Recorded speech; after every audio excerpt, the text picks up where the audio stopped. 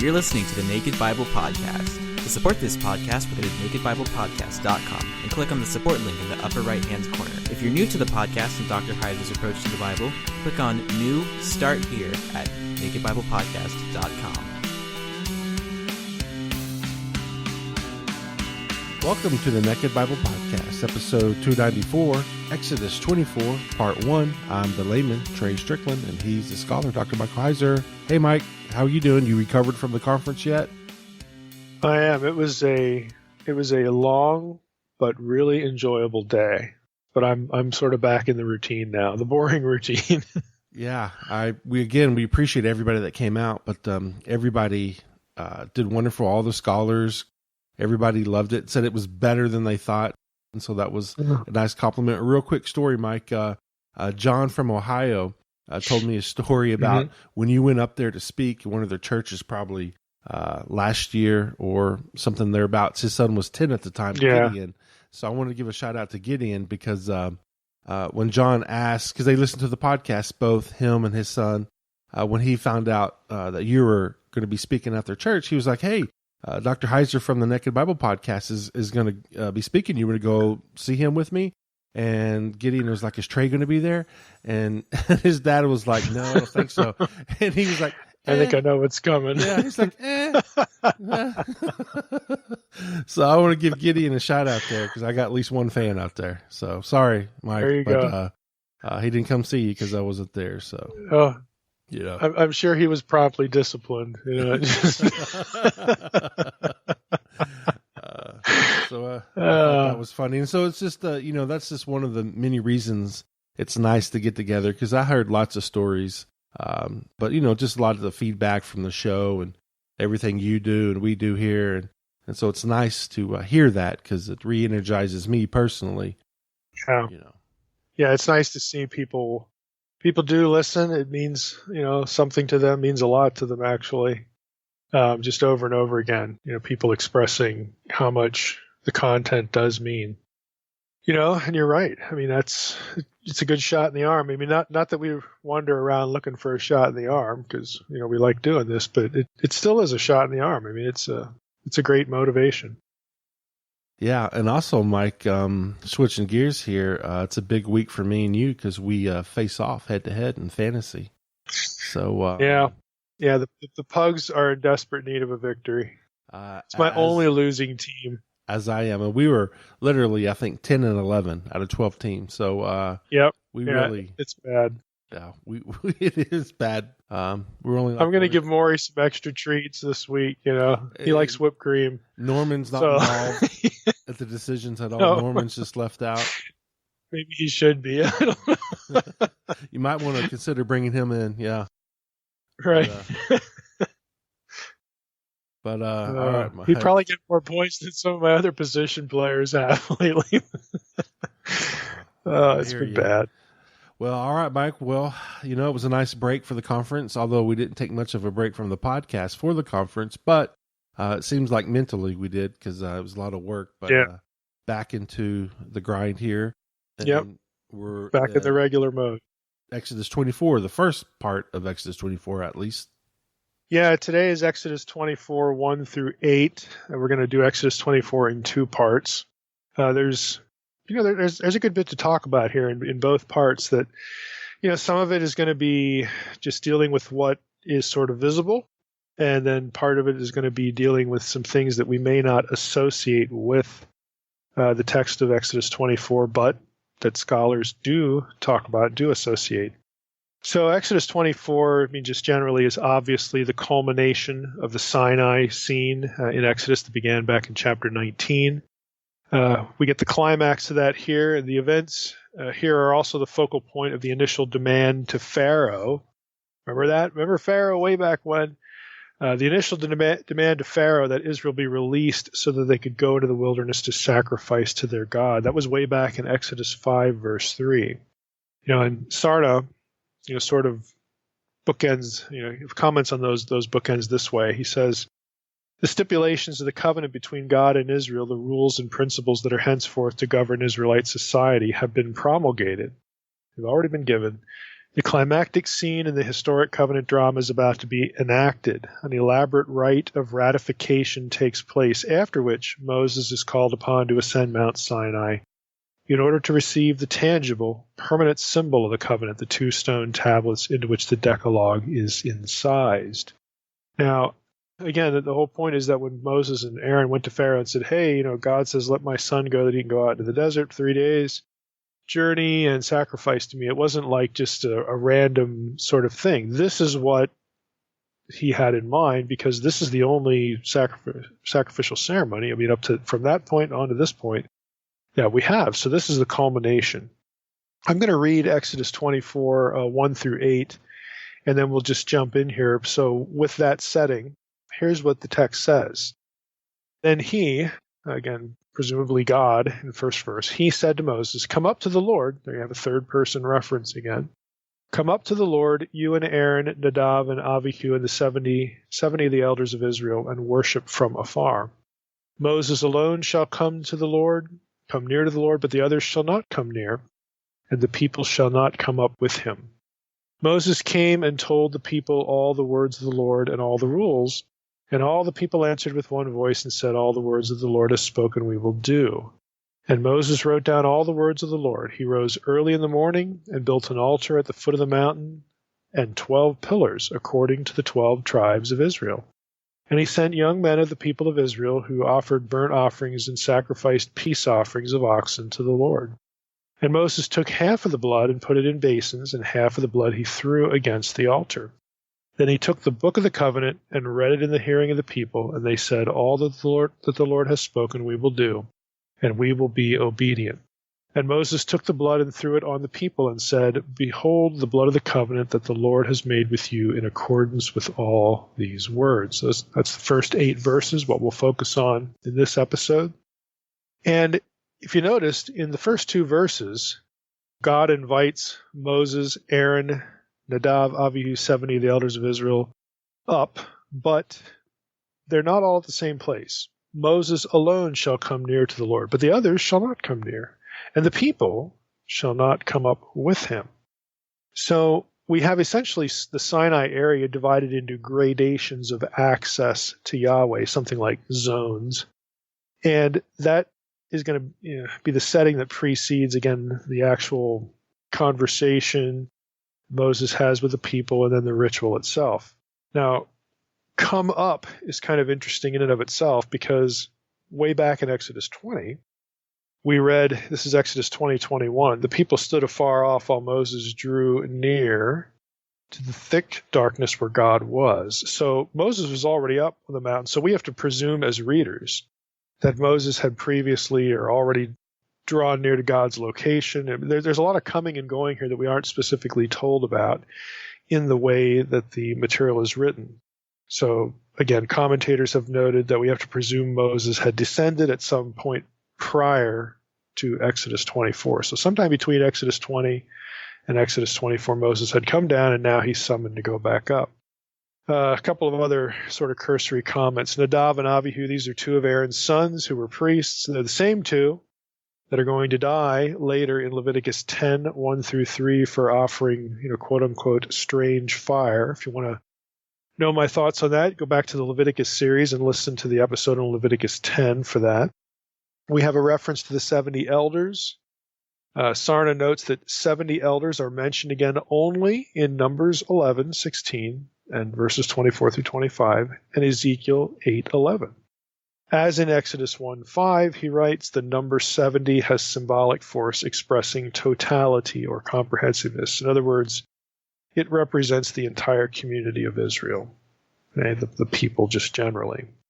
Worship from afar. Again, you guys come up, okay? Moses, Aaron, Nadav, Abihu, 70 of the elders of Israel, and worship from afar. Now, Sarna takes this as an idiom, and he's not the only scholar who does. And I thought this was interesting enough to point out, make it part of the episode. He writes this about worshiping from afar.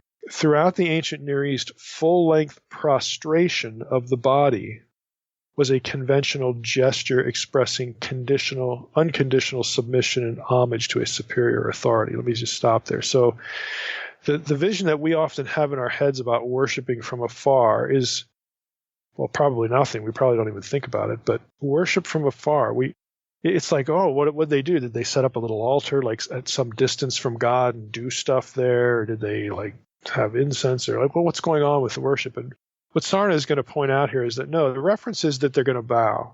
They're going to prostrate themselves. They're going to worship at a distance. So he says the present instruction is to be understood as part of the formal ceremonial attending the ratification of the covenant. So he thinks it's part of the overall ceremony. It was not simply an act of worshipful reverence.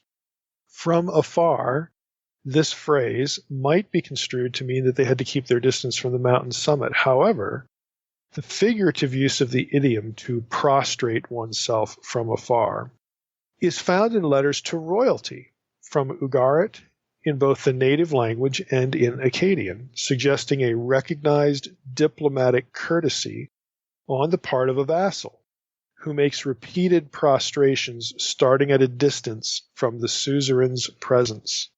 Jacob's performance in meeting Esau, as told in Genesis 33:3, illustrates this practice. Quote, he himself went on ahead and bowed low to the ground 7 times until he was near his brother. End of quote, and end of Sarna's quote. So, it's easy to read that incident with Jacob back in Genesis 33 and think that he got on his knees and he bowed 7 times. But what Sarna is suggesting, based upon the parallels here found in the material from Ugarit, is that Jacob bowed once 7 times, like getting progressively closer to Esau. The worship starts from afar and then, gradually moves toward the individual.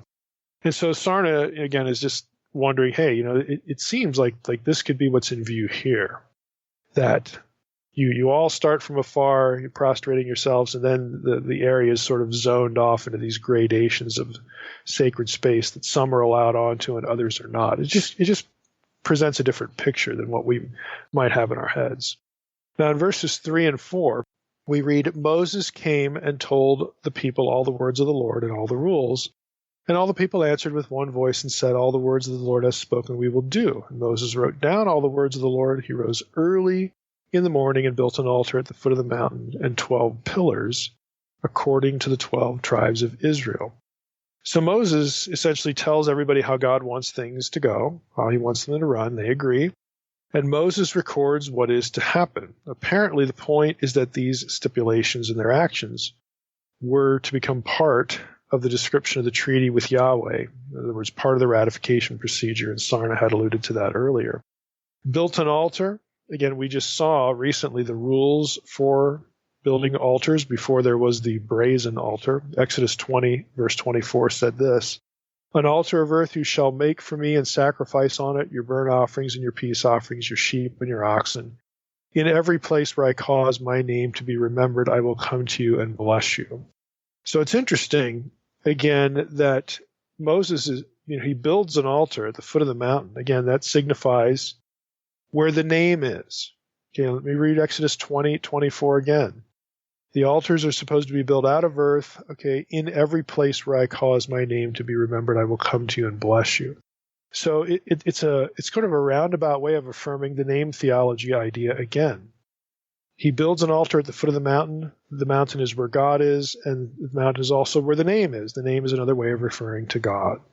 Okay, so it's just again, that content should be familiar to those of you who listen regularly to the podcast. And of course, if you've read Unseen Realm, name theology is something that should be in the forefront of your mind. The reference to the 12 pillars is kind of interesting. And I'm going to say something here, and I'm going to actually return to this item toward the end of the episode, because there's sort of an interesting possible curveball that deals with the 12 pillars idea. But for now, the text is very clear that these 12 pillars that are erected, probably 12 standing stones, stones of some size that are erected in vertical formation. The 12 pillars here are, quote, according to the 12 tribes of Israel. Okay, they are not according to the 12 signs of the zodiac. Okay, so for those of you who want to do internet theology or run into internet theology, that is not what the text says. We have here very clearly, according to the 12 tribes of Israel, the pillars represent the people the 12 tribes. And so that likely needs to frame how we view the later sprinkling of blood, quote, on the people in verse 8. Now, if you think about it, it's very easy to read this, that the blood, there's people are gathered around there at the foot of the mountain. I mean, there's a lot of people here. And Moses is holding a couple basins, right, of blood. It's not like 1,000 gallons, okay, and they don't have a fire hose where they're going to like sprinkle all the blood. They don't have like a helicopter or, crane or something where somehow he's going to be able to throw the blood on every last Israelite that's gathered at the foot of the mountain. It's just absurd. So the assumption is typically he's out there flinging blood and it hits some people, but 99% of the congregation, they don't get wet. Okay, they don't get any blood on them. Well, what Sarna and others have suggested is that since these 12 standing stones, these 12 pillars, represent the people very obviously because there's one for each tribe, they say maybe what actually happened was that the blood was sprinkled on the pillars. You'd get all of them that way, and then by extension, emblematically, it would cover all of the people of Israel. They were all part of the covenant. They're all responsible. An Israelite couldn't say, well, I didn't get wet. No blood got on me, so I'm not, I'm not accountable to that. No, that isn't the point. It's easy to see, again, if it was sprinkled actually on the pillars, and that so the phrase on the people really means on the pillars, then everybody's included. So it's just kind of interesting. Sarna, just again to write or to note what he says here. He says, it is likely that the dashing of the blood, quote, on the people, described in verse 8, was effectuated by sprinkling it over the pillars. In Genesis 31, 45 through 54, an upright pillar, Hebrew it's matzevah, served as a mute witness to a treaty between Jacob and Laban. A large stone was similarly used to commemorate the covenant between God and Israel made at Shechem. The note in Joshua 24:27 is instructive, Sarna writes, which says this. This is Sarna's translation. See, this very stone shall be a witness against us, for it heard all the words that the Lord spoke to us, unquote. Well, obviously stones don't have ears. And so this idea is that the stone represents the individuals that did hear everything. It's treated as though it were those persons. And so if that's the case, again, Sarna's point here is that the 12 pillars here, since it's very clear they do represent the 12 tribes of Israel, it's quite possible, and Sarna thinks this is much more plausible, and indeed he thinks this is what happened, that the blood was actually sprinkled on the pillars, on the standing stones. So that the 12 stones were therefore a memorial and a participant in the actual ceremony. Carpenter writes, these pillars served as a silent testimony to the covenant and commitment of each tribe to Yahweh and Yahweh's commitment to them, unquote. So again, that's kind of an interesting side note that I think is pretty coherent, again, given the circumstances and given the symbolic meaning of these upright, standing stones elsewhere in the Old Testament and in the ancient Near Eastern thinking. So verse 5, we have a reference to the sacrifices. He sent young men of the people of Israel who offered burnt offerings and sacrificed peace offerings of oxen to the Lord. So there's two types of offerings, burnt offerings, peace offerings. Sarna, again, has an interesting note here. He writes, the two types of sacrifice are the olah, that's Hebrew for burnt offering, and the shelamim, Hebrew for peace offerings. The latter term, often rendered as peace offerings, is more accurately an offering of well-being or a sacrifice of greeting. Again, you'd go back in the Leviticus series and you'd get some of that language there too. Sarna continues, the first, that is the burnt offering, the olah, was wholly consumed by fire upon the altar. The second, the peace offering, was shared, certain parts being burnt and the rest consumed by the worshiper. The sacrifice of shelamim, peace offerings, was a kind of shared sacred meal. And that's going to become interesting in verse 11, which is part 2 of our podcast episodes on Exodus 24, because they do have a meal. I mean, there is some kind of meal going on in the picture. Verses 6 through 8, what is done with the blood has drawn a lot of interest. Okay? So we've got here Moses takes half of the blood, puts it in basins, half the blood he throws against the altar. So half of it's gone by the time you get to verse 7. Then he took the book of the covenant, he reads it in the hearing of the people. And then in verse 8, Moses took the blood and the rest of it and threw it on the people, or most likely on the standing stones that represented the people, and said, "Behold the blood of the covenant that the Lord has made with you in accordance with all these words." So the fact that the blood is divided up into basins and two different things are done with it, again, has drawn some interest. Actually, a lot of scholarly debate on why this is so, because the ceremony is unusual. It's one of only 3 passages where blood is said to be applied to people in any sense, even if pillars are meant. And this division of the blood is also, unusual. So I'm going to read a couple of opinions on this about what the meaning of the ceremony actually would have been, and the casting of the blood on, quote unquote, on the people and on the altar and all that sort of stuff. Why are they doing this, and what are the thoughts that people, that readers, ancient readers, and the writer and the witnesses would have been thinking when they see this done? Okay, so Sarna chimes in this way. He says, "The blood of the Olah, the burnt offering, and the Shelamim, peace offerings, was always collected and dashed against the sides of the altar in every other instance. In the present ceremony, Moses performs this standard ritual with only half of the blood. He stored the other half in basins for later sprinkling on the people." Verse 8. The 2 parts were for the 2 parties to the covenant, God and Israel, respectively.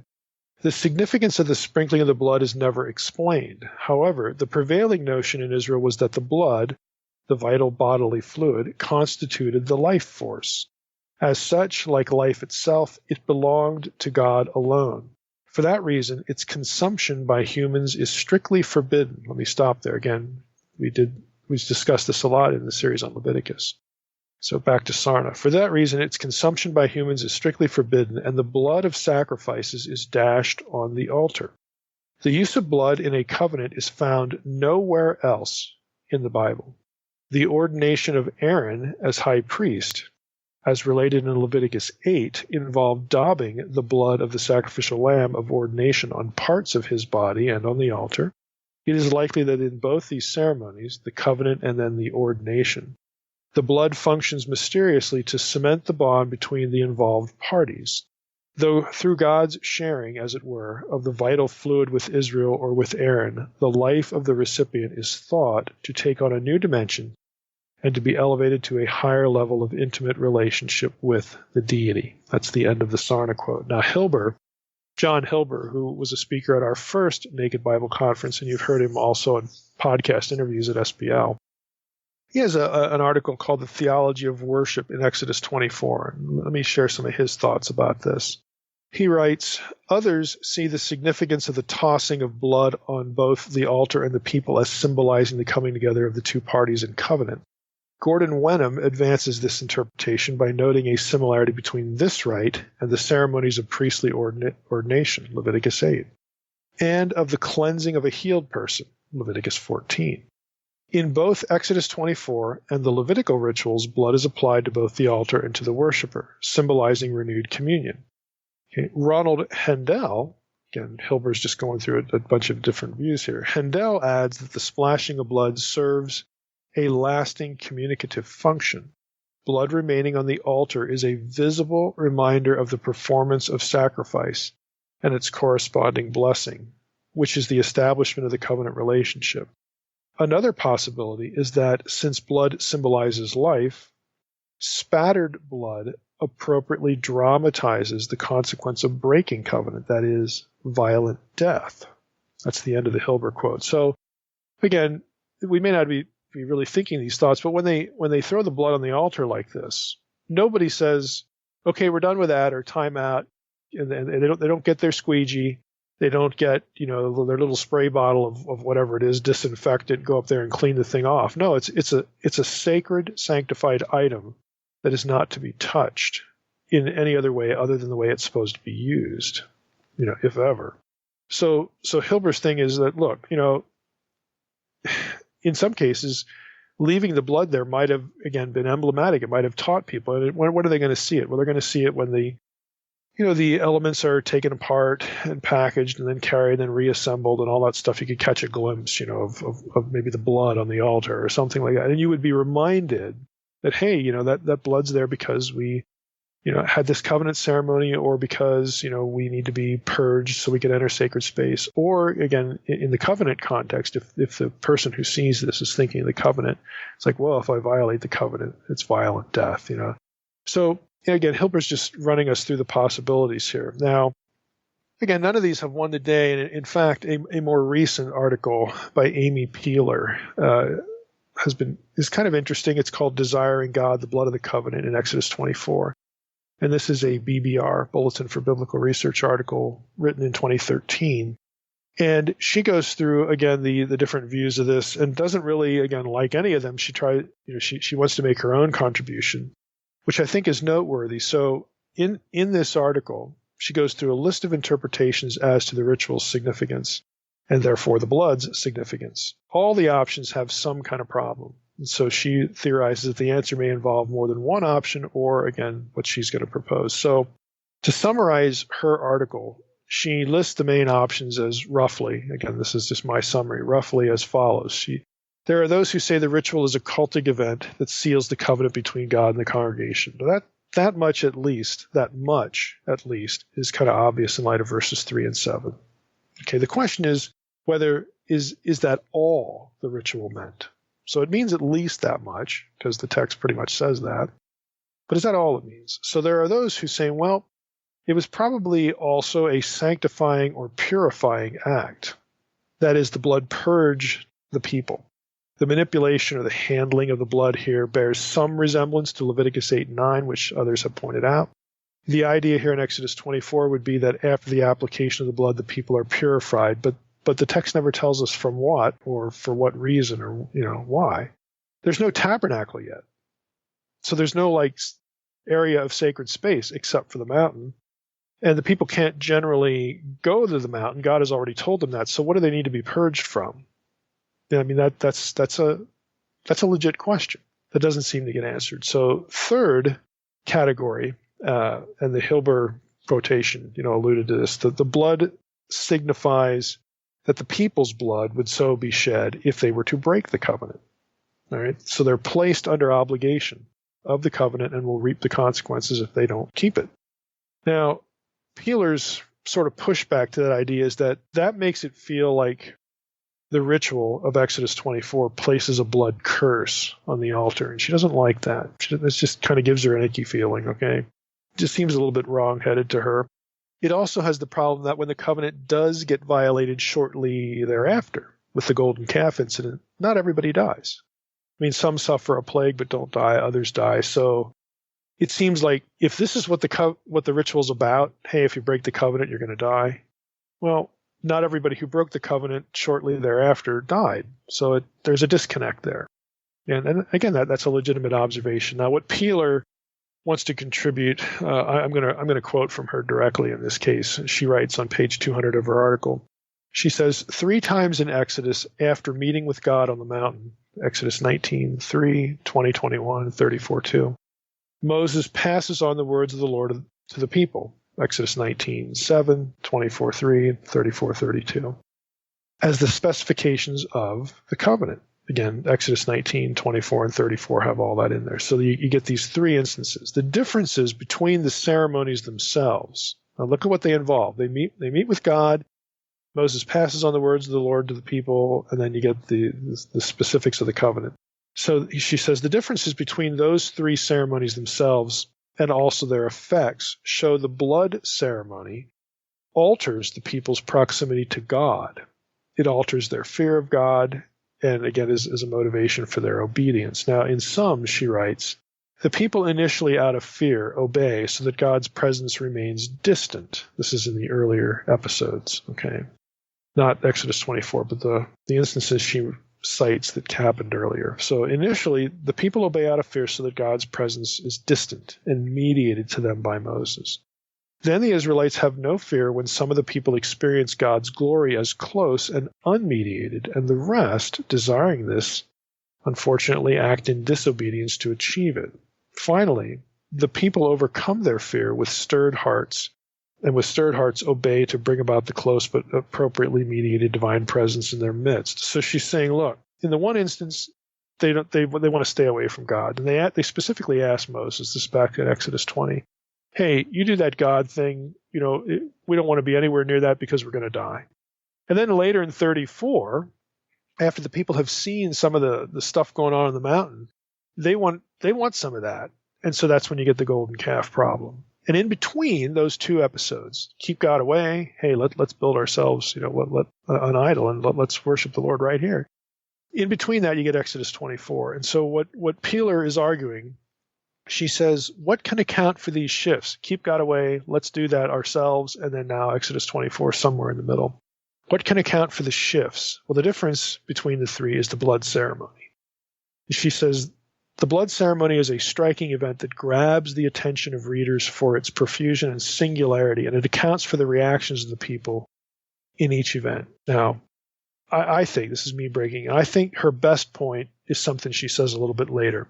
It doesn't rule out a covenant ratification meaning at all, because again, that's obvious, but it actually goes nicely with it. She writes this: the accompanying peace offering involved the congregation more directly in the sacrificial worship. Once the animal was killed, the blood applied to the altar, and the fat burned in offering to God, the people were allowed to eat the meat of the sacrifice. The primary motivation of this offering was to rejoice. It signified the well-being that existed between God and his people. Not that they communed together. No meat was offered to God in Exodus 24, but that all the people rejoiced and celebrated before the Lord. Even here, the blood rite is clearly the quintessential element in the well-being offering. It prepares for and makes possible the subsequent celebration in God's presence. In the sacrificial system, blood atoned both the place of offering and the people so that gifts could be safely given to God and so that celebration could take place with him. By mentioning these specific offerings in Exodus 24, the reader expects similar results. So, let me summarize that. Taking what Peeler says and just some of these other observations, the best guess as to the meaning of the blood scattering on the people, or the 12 pillars, whatever the case may be, is that A, it sealed the covenant. Again, that's the obvious part. And B, it prepared people for God's presence. It was part of, if you want to put it a little bit crudely, it was kind of like table setting. Okay, it's part of setting up the circumstances where they're going to have a meal, with the Lord. Now, the people on the mountain, I mean, they in verses 9 through 11, which we'll do in part 2, it says they saw the God of Israel. They had a meal and they saw the God of Israel. They ate and drank and they saw God. Well, the peace offerings for the rest of the populace on the ground kind of accomplishes the same thing, because the peace offerings were supposed to be, part of it was supposed to be eaten by the participant as kind of a communal meal, right? This is what she's trying to argue.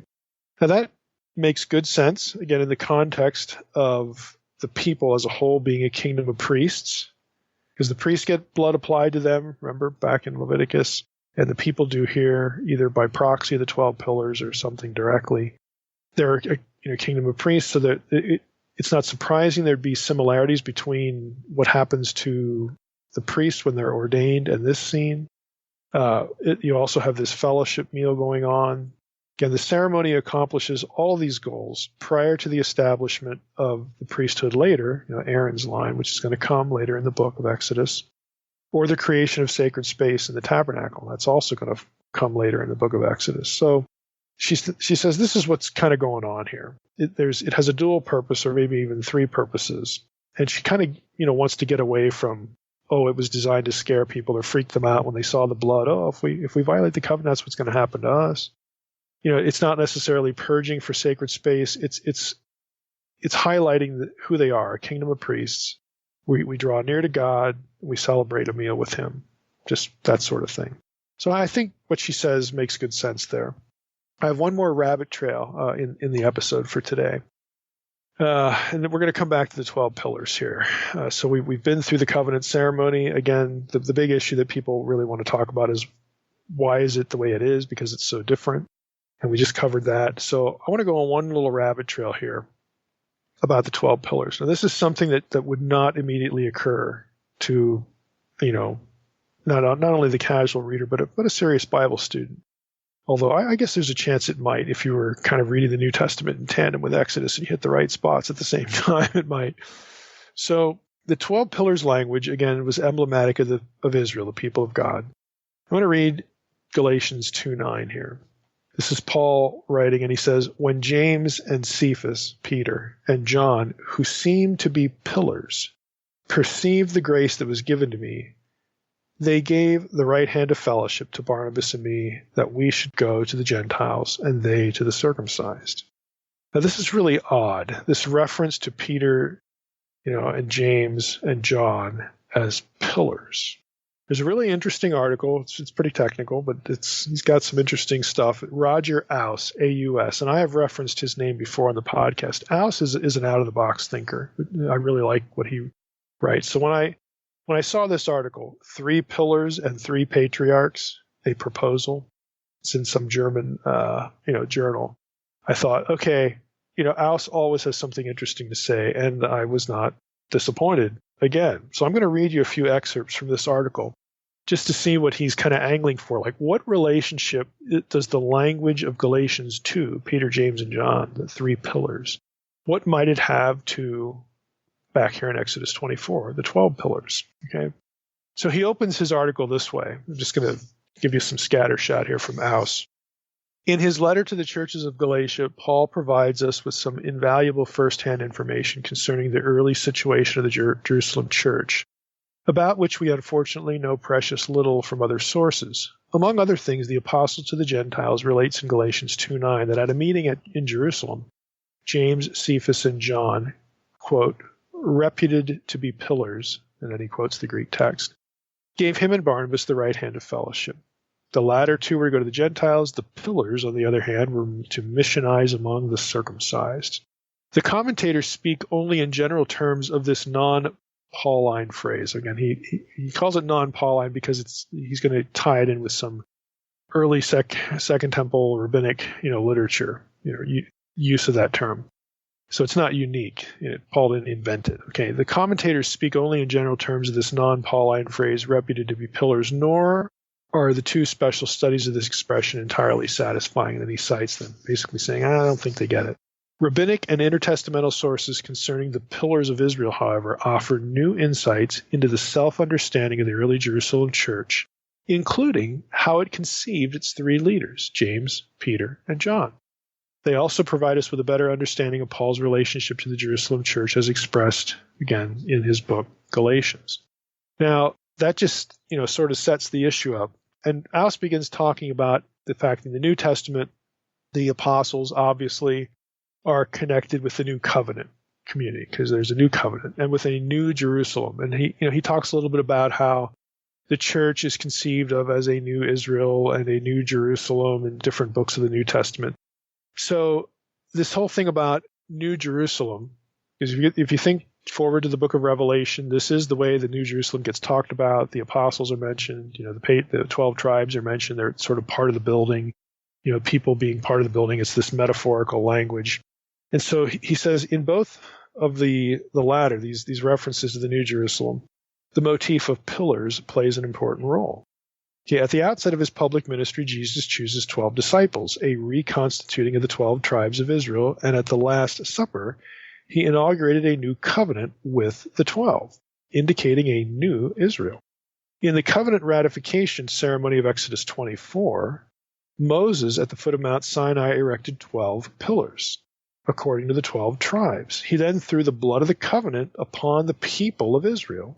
Since in rabbinic sources the Messiah is often viewed as the final Redeemer, the first being Moses, the connection between Moses' 12 pillars and the blood of the covenant, and Jesus the Messiah and the 12 disciples and the blood of the new covenant is striking. Okay, and he goes on, he talks about Revelation 21:12, the gates of the holy city, the New Jerusalem, coming down from heaven in the eschatological age. On those gates, the names of the 12 tribes of the sons of Israel are inscribed. Revelation 5:14 states the names of the 12 apostles of the Lamb are on the 12 foundations of the wall. Here, the 12 disciples of Jesus support the new Israel, the Christian church. They function as its foundation, a term parallel to and at times interchangeable with pillars. And he again cites some passages for that, and also some rabbinic stuff. So you can see kind of he's what he's already angling for. He's building a case of these connections. And I want to make just two more things here. I mean, you can kind of see that there's a connection here between the 12 and the pillars, the new Israel, the old Israel, all that sort of stuff. So he writes a little bit later, I would suggest that the 3, we're talking about why are there 3 pillars instead of 12? Okay, why does Paul single out Peter, James, and John? He says, I would suggest the number 3 in Galatians 2:9 is due to a deliberate selection by the Aramaic-speaking Jerusalem church of 3 disciples or apostles as community leaders on the basis of the model of the 3 patriarchs, Abraham, Isaac, and Jacob. Because those 3, Abraham, Isaac, and Jacob, were thought of in rabbinic sources as the 3 pillars of Israel, indeed of the entire world, to the rabbis. While the 3 fathers or patriarchs can also be called or described as fathers of the world, the princes of the world, the sureties or guarantees of Israel, God's servants, God's companions, God's holy ones, God's heavenly chariot. I mean, look at these terms in rabbinic literature. The 3 patriarchs, Abraham, Isaac, and Jacob, and together they collectively symbolize Israel as an entity. Okay? And it's only with the last one that you get the 12 tribes. Okay? But before that, they were the entity. They were Israel. Okay? So they get referred to in rabbinic material as fathers of the world, princes of the world, guarantees of Israel, God's servants, God's companions, God's holy ones, God's heavenly chariot. In addition to those, okay, they get called pillars. Okay? And so, Aus draws attention to this, and he's thinking, well, if there's this analogy between the 3 patriarchs, he's proposing this, Abraham, Isaac, and Jacob, Peter, James, and John, well, of course, you might refer to them as 3 pillars. Again, that's the gist of what Aus is suggesting here. Again, he's an out-of-the-box kind of thinker, and he's trying to come to grips with why we get this pillar language, and also why we have 3 singled out. So just to wrap this up here, he says here, the latter saying aids in understanding why James, Peter, and John were thought of as pillars by the earliest Jerusalem congregation, which was Jewish. Okay. As God once established the world, the covenant community Israel, on the basis of the 3 patriarchs, so in the Messianic period inaugurated by the resurrection of Jesus from the dead, God was thought of by Jewish Christians as having established the world anew, the new covenant community, the Israel of God, to employ Paul's phrase from Galatians 6:16, the Israel of God. God was reestablishing it on the basis of 3 new pillars, Peter, James, and John. Again, hearkening back to Abraham, Isaac, and Jacob by virtue of the language of pillars. So I just thought that was really kind of interesting. I wanted to throw that into the episode because we hit that language here in the passage where it very evidently refers to the tribes. That's what we have now. We don't have the patriarchs anymore. When we get the pillar language in Exodus 24, we have the 12 tribes. But just as the 12 tribes represent Israel, the collected people of God, when you get to Jacob's time and afterward. Before Jacob's time, it was Abraham, Isaac, and Jacob. So if Abraham, Isaac, and Jacob would have been standing at the mountain, again, the reasoning would be, well, there would have been 3 pillars erected, not 12. Again, to symbolize the covenant ratification. Which, of course, basically he's saying, as in the Gospels, you get this 12 imagery that connects the church with Israel. Here in Galatians 2:9, you get the 3 pillar imagery that connects the church back to Israel. So I think that's some really good fodder for thought there. It seems to make sense. It's you get intertestamental context for it, you get some rabbinic context for it. It seems to make good sense of the language in Galatians 2:9. So there you go.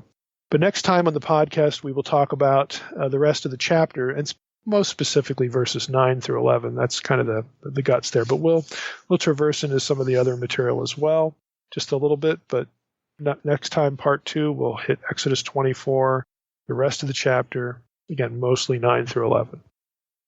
Sounds good, Mike. We'll be looking forward to that. And I just want to remind people, if you weren't able to catch our conference live, you can still watch it till January 12th, the end of the day. Go to nakedbibleconference.com, click the live stream, and you'll be able to watch the replay with that mic. And with that, I'll get everybody out. And we look forward to part 2 next week. All right, we appreciate it. And I want to thank everybody else for listening to the Naked Bible Podcast. God bless. Thanks for listening to the Naked Bible Podcast. To support this podcast, visit www.nakedbibleblog.com. To learn more about Dr. Heiser's other websites and blogs, go to www.drmsh.com.